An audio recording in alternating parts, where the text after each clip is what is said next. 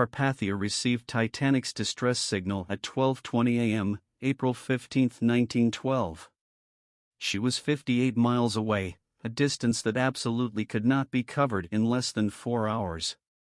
Californian's exact position at the time is controversial. She was close enough to have helped. By all accounts, she was close enough to see Titanic's distress rockets. It's uncertain to this day why her crew did not respond, or how many might not have been lost if she had been there. This is not the place for what-ifs.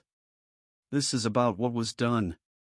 Carpathia's Captain Rostron had, yes, rolled out of bed instantly when woken by his radio operator, ordered his ship to Titanic's aid and confirmed the signal before he was fully dressed. The man had never in his life responded to an emergency call. His goal tonight was to make sure nobody who heard that fact would ever believe it. All of Carpathia's lifeboats were swung out ready for deployment. Oil was set up to be poured off the side of the ship in case the sea turned choppy. Oil would coat and calm the water near Carpathia if that happened, making it safer for lifeboats to draw up alongside her. He ordered lights to be rigged along the side of the ship so survivors could see it better, and had nets and ladders rigged along her sides ready to be dropped when they arrived, in order to let as many survivors as possible climb aboard at once. I don't know if his making provisions for there still being survivors in the water was optimism or not.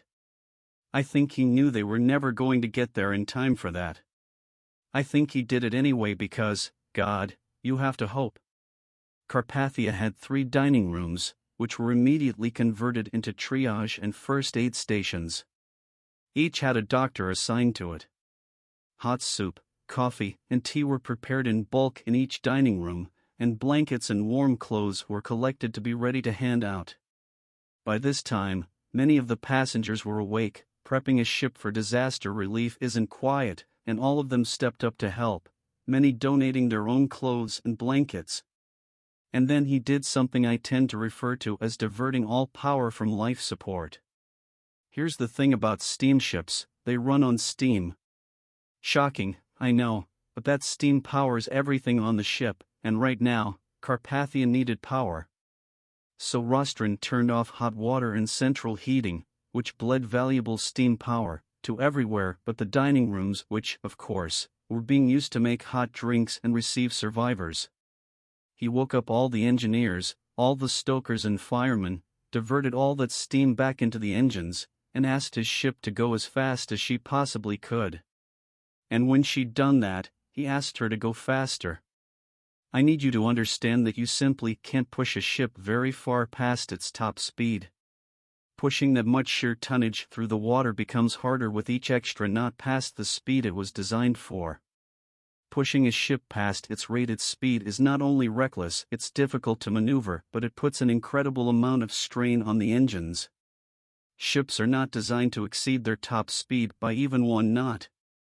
They can't do it. It can't be done. Carpathia's absolute do or die, the engines can't take this forever. Top speed was 14 knots. Dodging icebergs, in the dark and the cold, surrounded by mist, she sustained a speed of almost 17.5. No one would have asked this of them. It wasn't expected.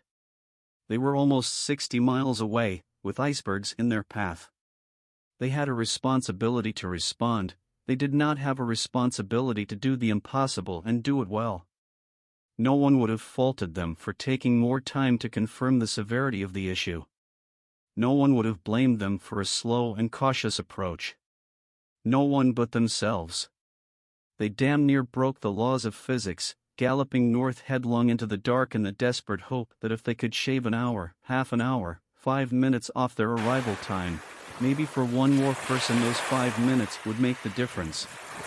I say, 3 people had died by the time they were lifted from the lifeboats. For all we know, in another hour it might have been more. I say they made all the difference in the world. This ship and her crew received a message from a location they could not hope to reach in under 4 hours. Just barely over 3 hours later, they arrived at Titanic's last known coordinates. Half an hour after that, at 4 a.m., they would finally find the first of the lifeboats. It would take until 8:30 in the morning for the last survivor to be brought on board. Passengers from Carpathia universally gave up their berths, staterooms, and clothing to the survivors, assisting the crew at every turn and sitting with the sobbing rescues to offer whatever comfort they could. In total, 705 people of Titanic's original 2208 were brought onto Carpathia alive. No other ship would find survivors. At 12:20 a.m. April 15, 1912, there was a miracle on the North Atlantic.